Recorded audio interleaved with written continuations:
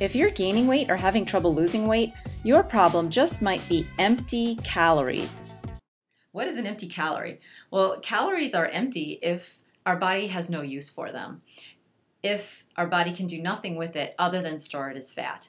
So the classic example is sugar. Because in the standard grocery store and on a standard American diet, we are so overexposed to foods that can raise our blood sugars, low carb diets, because they are lower in foods that are going to raise your blood sugars, are a really great early switch, a really great idea. But you can be following a low carb diet and eating repetitively and still ending up with empty calories. And that's a big reason why I think people have long stalls in their weight loss called plateaus.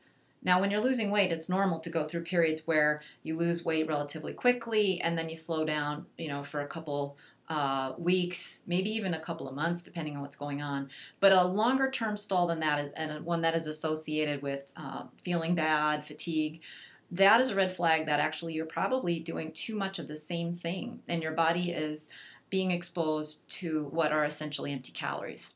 The reason low carb diets are superior to, say, like a low fat diet is because most people following a standard American diet are already getting way too many carbs and not enough fat, certainly not enough natural fats. So that switch is going to be giving you nutrients that you had been deprived of and taking away the excess glucose that your body was being forced to store as fat. I think it's very important to include more diversity of meat products than the usual low carb diet. In other words, we want to make sure to include bone broths, and we also want to, on occasion, include organ meats when possible.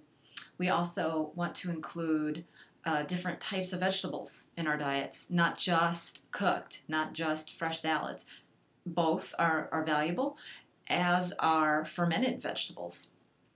Definitely nuts, seeds, and definitely dairy products unless you're dairy intolerant.